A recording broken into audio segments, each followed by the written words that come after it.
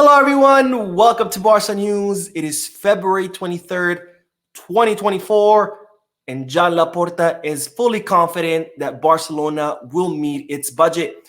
Also, Deco has sat down with Frenkie de Jong's agent in order to try to iron out any kind of differences and calm the situation. And finally, it's reported that Ter Stegen has received an offer from Saudi Arabia. We have a lot to discuss, so let's begin.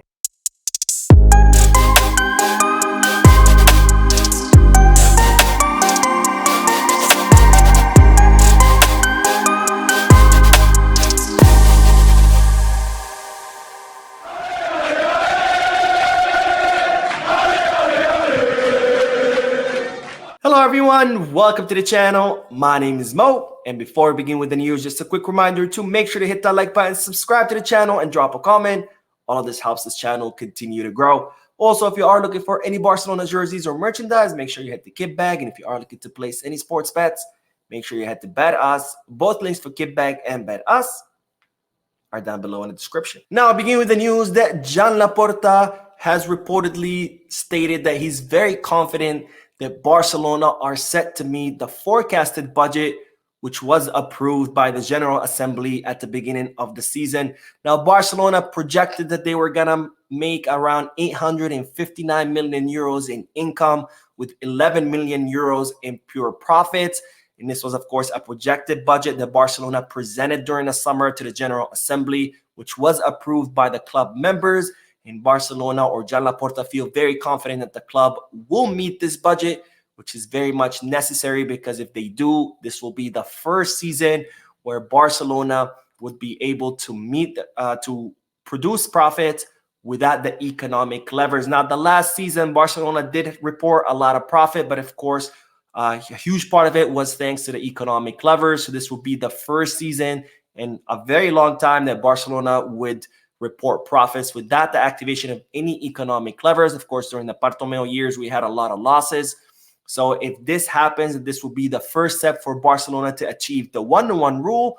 And if Barcelona do meet this budget, then this would be the end of the darkest chapter of Barcelona's history, financially speaking. Now, this doesn't mean that Barcelona will all of a sudden be financially healthy and everything is fine, is dandy. But what would this mean if Barcelona meet this budget?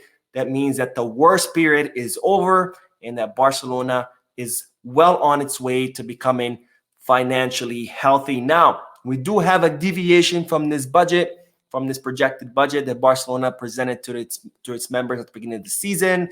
There is a deviation of 12 million euros where Barcelona have spent an extra 12 million euros that they hadn't anticipated to spend. And that's due to both bringing Vitor Roque before it was planned. Of course, Vitor Roque was set to arrive in the summer of 2024. Barcelona brought him during the winter transfer market. So bringing him earlier, Barcelona had to spend some money. And there's, of course, the contract renewal of Xavi Hernandez and his staff, where Xavi Hernandez requested a raise for himself and his staff, and Barcelona accepted.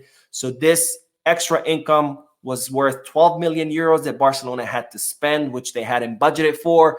But it's reported that Barcelona would be able to meet this extra expense by qualifying to the quarterfinals. So this is why I've been emphasizing all these days that Barcelona need to make it to the quarterfinals, because if they do, then they can meet this extra expense and Barcelona would be on its way to meeting the budget that they forecasted at the beginning of the season. Now, there's a second deviation in the budget, and that's worth 20 million euros, and it's due to the move to Montjuic. Of course, the board of directors had already budgeted that they were going to lose money for the move to Montjuic because, first of all, Montjuic is half the capacity of the Camp Nou. So right there, you lose half of your income from match attendance. Also, Montjuic, Barcelona are paying rent to play in Montjuic. So that's more money that Barcelona have to spend that they wouldn't be spending at the Camp Nou. And finally, Barcelona also budgeted that for the lack of attendance or the decrease in attendance, because Barcelona knew that not many people are going to want to go to Montjuic. It's, of course, on top of a mountain where private vehicles are not allowed. So you have to drive to a certain point, then take public transportation all the way to the top of the mountain. Then you have to walk a very long distance to the stadium. So Barcelona knew that there was going to be a decrease in attendance. But despite budgeting for all of this, the Montjuic ticket sales have even been lower than what initially forecasted. and Barcelona are now short 20 million euros on their budget from ticket sales. And you ask, how is Barcelona going to remedy that? Well, the good news is that the merchandising sales are actually much higher than what the Barcelona had forecasted. So Barcelona are selling a lot more jerseys and Barcelona merchandise than what they initially anticipated. Also, Barcelona are looking to cover or to mitigate this 20 million euro loss in ticketing through the signing of sponsors or more sponsors, which is something that Barcelona have proven to be very good at. Of course, Joan Laporta has set a record, signing 28 new sponsors. There's also talks about Barcelona playing another friendly match. Before the Christmas break, Barcelona traveled to Texas, where they played a friendly match against Club America, that generated around 6 million euros. So Barcelona could end up playing another friendly match before the end of the season that can generate around 3 to 4 million euros. And then there's, of course, the warm months that are coming up, where Barcelona anticipated there's going to be more tourists in the city of Barcelona. They're going to want to watch Barcelona matches. They're going to want to go to the museum, etc. So Barcelona anticipate more money coming in as towards the end of the season as the more warm months come through. So Barcelona are confident that they will be able to cover this 20 million euro loss from the lack of attendance in Montjuic, and that Barcelona will meet the budget, which again, if they do, this will be huge because it would mean the end of the darkest chapter in Barcelona's history, financially speaking. Now, more news because it's reported that Deco met today with Frenkie de Jong's agent in order to discuss all the turmoil and everything that's going on. Now, we all know that Frenkie de Jong has not been happy as of late with everything that's been discussed in the media. It all started when Luis Canut, Frenkie de Jong's close friend, reported that Frenkie was having doubts about staying in Barcelona because, he hasn't won everything that he thought he was going to win when he first joined. Then another report was leaked saying that Frenkie de Jong had not signed or had not even addressed the contract renewal that Barcelona made him 3 months ago. And from there was a lot of talk and speculation about his salary, with some media outlets saying that he's making up to 40 million euros.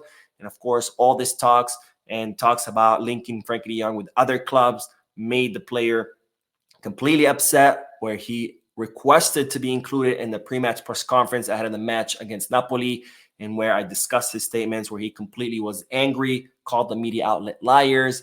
And given all this tension, Deco decided to call up Frenkie de Jong's agent to sit down and trying to iron out the differences and trying to address everything that's going on. Seems that Frenkie de Jong's agent accepted, and he flew to the city of Barcelona, where the two met today.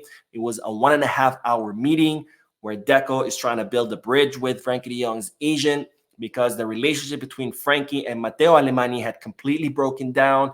Frenkie de Jong was not happy with Alemany since Alemany tried to put him on the market 2 summers ago. So Deco, reaching out, trying to smooth things out, trying to build a relationship with Frenkie de Jong once again, since Frenkie is reportedly not feeling too happy with the board of directors. And during this meeting, it's reported that the club communicated to Frenkie de Jong's agent that the club counts on Frenkie, that they are fully confident in him, that they believe he's a very important player. Seems that Joan Laporta is a big fan of Frenkie de Jong. It was, in fact, Joan Laporta who put an end to the whole Alemany wanting to sell Frenkie de Jong 2 summers ago. And it seems that Frenkie de Jong, through his agent, communicated to the club that he's happy at Barcelona, that he wants to remain at Barcelona, but it's reported that there was no talks about extending the contract of the player. Now, Frenkie de Jong's contract expires in the summer of 2026. It's reported that Frenkie, for now, does want to stay. However, he seems to be worn out about everything that's been going on, since his arrival, where Barcelona has been through, a lot of ups and downs. His family is very happy in the city of Barcelona. His wife, and now he has a newborn child. So that's what's kept him in Barcelona, or that's what's kept him from even entertaining any kind of offers. We'll see if that's going to be enough. We'll see if Frenkie de Jong will decide to remain and extend his contract, or whether he'll end up wanting to leave, because next year, that will be the final year of his contract. And that's when a lot of clubs are going to look to swoop in and make offers for the Dutch midfielder. Now, speaking of Frenkie de Jong's salary, we all know that Luis Canut came out in defense of Frenkie de Jong, saying his salary is not 40 million euros, that it's closer to 20 million euros. Today, Marca released a report confirming that, saying that Frenkie de Jong's salary is around 18 to 19 million euros per season. There's, of course, bonuses and variables that the player gets on top of that salary, based on how many matches he plays, based on what kind of trophies or titles the club wins. And there's apparently even more bonuses that Frenkie de Jong receives automatically. I think those are called loyalty bonuses, where the player receives them. Those are very famous under the Bartomeu era, where he would hand them out, where players would give bonuses regardless of their play or performance, as long as they stayed at the club for a certain amount of years. And it seems that some of these bonuses are as high as 9 million euros. So yes, Frenkie de Jong's salary is around 18, 19 million euros, but it could be much higher once you add all the bonuses and variables. Now, more news, because today the reporter Ashraf Ben Ayed has revealed that Ter Stegen has received an offer from Saudi Arabia. And if you don't know who Ashraf Ben Ayed is, he's a reporter who has a lot of extensive knowledge of the Middle Eastern markets. He always has the exclusives as far as, Saudi deals, etc. He has revealed today that Ter Stegen has received a lucrative offer from Saudi Arabia. Of course, I wouldn't be too worried. Barcelona have no intentions of parting way with Ter Stegen. Ter Stegen has no intentions of parting way with Barcelona. And in fact, he just signed his contract renewal only a few weeks ago, where he has agreed to stay to the club until 2028, or pretty much until his retirement, because that's what Barcelona were hoping, is for Ter Stegen to finish his career at Barcelona, because they value our German wall, the best goalkeeper in the world. And we will end today's video talking about Florian Wirtz, the 20-year-old attacking midfielder, currently having an amazing season with Bayer Leverkusen. So far, he has scored 8 goals and provided 17 assists, if I'm not mistaken. Of course, Florian Wirtz has been linked with Barcelona a lot. He has said that he would love to play in Barcelona. Barcelona have been tracking his career for quite some time, but unfortunately, the finances of the club make it nearly impossible to sign him. Florian Wirtz has a market value of 100 million euros, and it's reported that Bayer Leverkusen would like to make around 130 million euros of his sale. So definitely would make it very complicated for FC Barcelona. Now, what's the news? Well, the news is that Adidas, who sponsored Florian Wirtz, are reportedly in favor of Florian Wirtz moving to Real Madrid, and that they are willing to aid in that operation of having Florian Wirtz sign for Los Blancos. Now you ask why? Well, a lot of times these sponsors have, they have financial interest in having players join certain clubs. For example, Neymar, he was sponsored by Nike. So Nike helped in the operation for Neymar to join Barcelona, since Barcelona are also sponsored by Nike. Most recently, we had Adidas and Bellingham, where Adidas sponsored Bellingham. And since Real Madrid are the biggest club that Adidas have a contract with, they also help with the operation of Bellingham joining Real Madrid. And while it seems that Adidas would be willing to make a push or to try to help Florian Wirtz joining Real Madrid, as of course, if Florian Wirtz does decide to go to Real Madrid, or if Real Madrid decide to go after Florian Wirtz. For now, we know that Florian Wirtz does not want to leave Bayer Leverkusen until the summer of 2025. I guess we're going to have to wait and see what happens with this very amazing player, who I would love to see playing in Barcelona one day. We'll see whether the club finances improve. Anyways, that is all the news for tonight. Thank you for watching. If you enjoyed the video, make sure you hit the like button. Also, make sure to drop a comment down below, giving me all your thoughts and opinions about all the news that I share with you. And finally, I'd like to invite all of you to please subscribe to the channel so you stay current on all the latest news in regards to our beloved club, FC Barcelona. Thank you for watching. I will see you in the next video. And as always, Visca Barça.